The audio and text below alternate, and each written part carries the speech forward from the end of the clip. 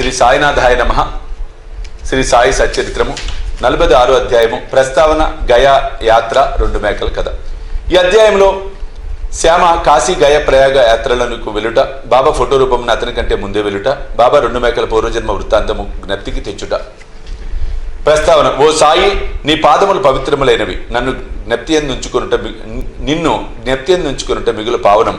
కర్మ బంధముల నుండి తప్పించు నీ దర్శనం కూడా మిక్కిలి పావనం. ప్రస్తుతం నీ రూపం అగోచరమైనప్పటికీ భక్తులు నీయందే నమ్మకం ఉంచినచో వారు నీవు సమాధి చెందక ముందు చేసిన లీలలను అనుభవించెదరు. నీవు కంటికి కనపడిన చిత్రమైన దారంతో నీ భక్తుల దగ్గర నుండి గాని ఎంతో దూరం నుండి గాని ఈడ్చెదవు. వారిని దయగల తల్లివలే కౌగిలించుకొనిదెవు. నీవెక్కడున్నావో నీ భక్తులకు తెలియదు. కానీ నీవు చతురతతో తీగలను లాగుటచే వారి వెనుకనే నిలబడి తోడ్పడుచున్నావని తుట్టతుటకు గ్రహించెదరు. బుద్ధిమంతులు, జ్ఞానులు, పండితులు అహంకారం అనే సంసారం అనే గోతిలో పడెదరు. కానీ నీవు నీ శక్తి వలన నిరాడంబర భక్తులను రక్షించెదవు. ఆంతరంగికముగాను అదృశ్యముగాను ఆటంతయు ఆడదవు. కానీ దానితో నీకెట్టి సంబంధం లేనట్లు ఉండెదవు. నీవే పనులన్నీ నెరవేర్చుచున్నప్పటికీ ఏమీ చెయ్యని వాని వలె నటించదువు. నీ జీవితం ఎవరూ తెలియజారు. కాబట్టి మేము పాపముల నుండి విముక్తి పొందుట ఎట్లనా శరీరమును, వాక్కును, మనస్సును నీ పాదములకు సమర్పించి నీ నామ జపమే చేయవలెను. నీ భక్తుల కోరికలను నీవు నెరవేర్చదవు. ఎవరికైతే కోరికలుండవో అట్టి వారికి నీవు బ్రహ్మానందమునిచ్చెదవు. నీ మధురముకు నామము జపించుటయే భక్తులకు సులభ సాధనము.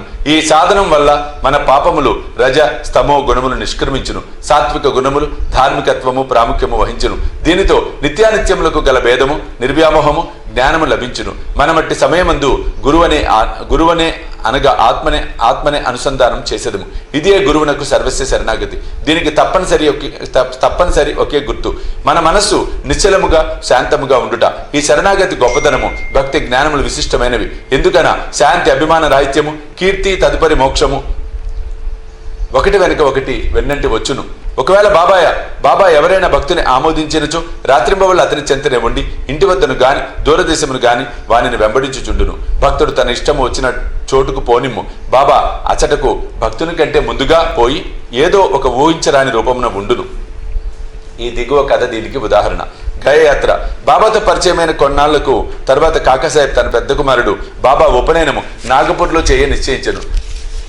సుమారు అదే సమయమున నానాసాహెబ్ చందోర్కర్ తన పెద్ద కుమారుని వివాహం గ్వాలియర్లో నిశ్చయించుకొను.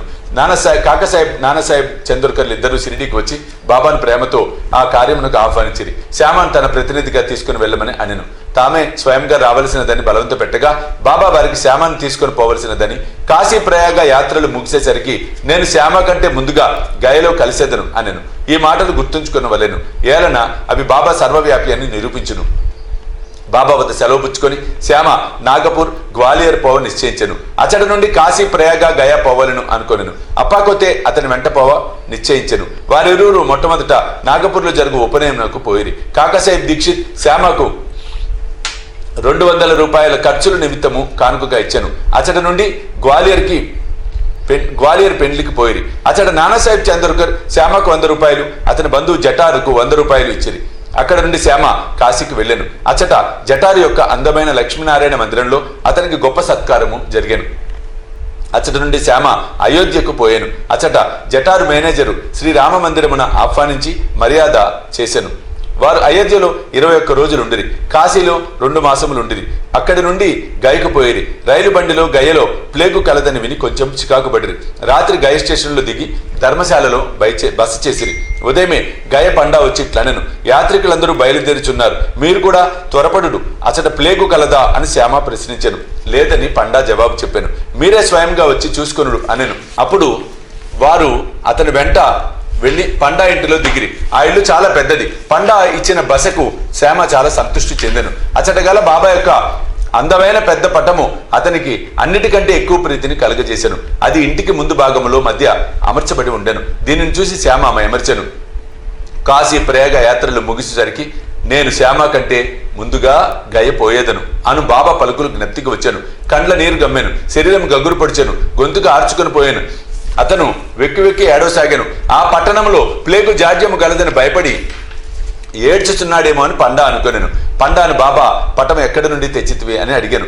పండా తన ప్రతినిధులు 200-300 మంది మన్మాడులో, పూణే, తాంబేలో ఉన్నారని, వారు గాయకపోయే యాత్రికుల మంచి చెడులు చూసేదరని, వారి వల్ల బాబా కీర్తి విని బాబా దర్శనము 12 ఏళ్ల కిందట చేసినని చెప్పాను. షిరిడిలో శ్యామ ఇంటిలో వేలాడుచున్న బాబా పటమును చూచి దాన్ని నిమ్మని కోరుతునని బాబా అనుజ్ఞ పొంది శ్యామ దానిని తనకిచ్చానని చెప్పాను. శ్యామ పూర్వం జరిగినదంతయు జ్ఞప్తికి తెచ్చుకొనెను. పూర్వము తనకు పటమునిచ్చిన శ్యామయే ప్రస్తుతము తన ఇంట అతిథిగా ఉండట గ్రహించి పండా మిక్కిలి ఆనందించెను. వారిరువురు ప్రేమానురాగములను అనుభవించి అమితానందం పొందిరి. శ్యామకు పండా చక్కని రాజలాంఛములతోడి స్వాగతం ఇచ్చాను. పండా ధనవంతుడు. అతడు ఒక పల్లకీలో కూర్చుండి శ్యామను ఏనుగు పైన కూర్చుండి పెట్టి ఊరేగించెను.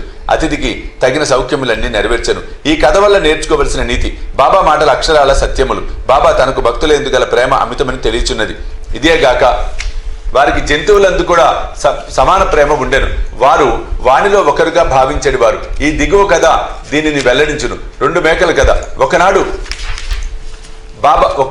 ఉదయం బాబా లెండి తోట నుండి తిరిగి వచ్చుచుండెను.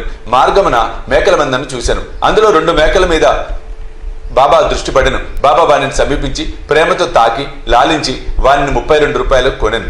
బాబా వైఖరిని చూచి భక్తులు ఆశ్చర్యపడిరి. బాబా మిగులు మోసపోయినని వారు అనుకొనిరి. ఎందుకనగా ఒక్కొక్క మేకను 2 గాని 3 గాని 4 గాని రూపాయలకు కొనవచ్చు. 2 మేకలకు 8 రూపాయలకు హెచ్చు కాదనిరి. బాబాను నిందించిరి. బాబా నెమ్మదిగా ఊరుకొనెను. శ్యామ తాత్యా కోతే బాబాను సమాధానం వేడగా, బాబా నాకు ఇల్లు గాని కుటుంబం గాని లేకుండటి చేత నేను ధనమును నిల్వ చేయరాదు అనెను. మరియు బాబా తమ ఖర్చుతోనే 4 సేర్ల శనగపప్పును తెచ్చి మేకలకు పెట్టవనిది. పిదప మేకలను వారి యజమానికి తిరిగి ఇచ్చివేసి పూర్వ వృత్తాంతము ఈ రీతిగా చెప్పిరి. ఓ శ్యామ, తాత్య, మీరీ బేరములో నేను మోసపోయితునని అనుకొనిచున్నారు. అట్లు కాదు, వారి కథ వినుడు. గత జన్మలో వారు మానవులు. వారి అదృష్టం కొలది నా జతకాండ్రుగా ఉండేవారు. వారొకే తల్లి బిడ్డలు. మొదట వారికి ఒకరిపై ఒకరికి ప్రేమ ఉండెను. రాను రాను శత్రువులైరి. పెద్దవాడు సోమరి గాని, చిన్నవాడు చురుకైనవాడు. అతడు చాలా ధనము సంపాదించెను. పెద్దవాడు అసూయ చెంది చిన్నవాడిని చంపి వాని ద్రవ్యమును అపహరించెను. తమ సోదరత్వమును మరిచి వారిద్దరూ కలహించుకొనిరి. అన్న తమ్ముల్ని చంపుట పెక్కు పన్నగడలను పన్నెను. కాని నిష్ప్రయోజనములు అయ్యెను. ఇద్దరు బద్ధవైరులైరి. ఒకనాడు తన సోదరుని బడితతో కొట్టెను. చిన్నవాడు అన్నని గొడ్డలితో నరికెను. ఇద్దరి ఇదే స్థలమున చచ్చిపడిరి. వారి కర్మ ఫలముచే ఈ జన్మన మేకలుగా పుట్టిరి.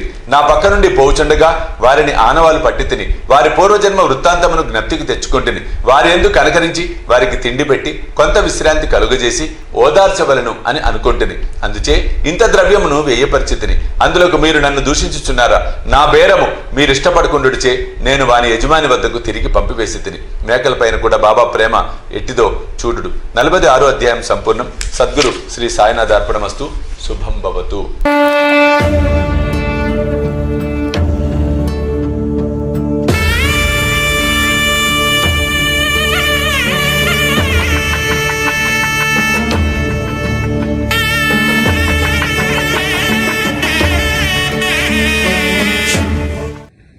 సాయి దివ్య రక్షా కవచ యంత్రానికి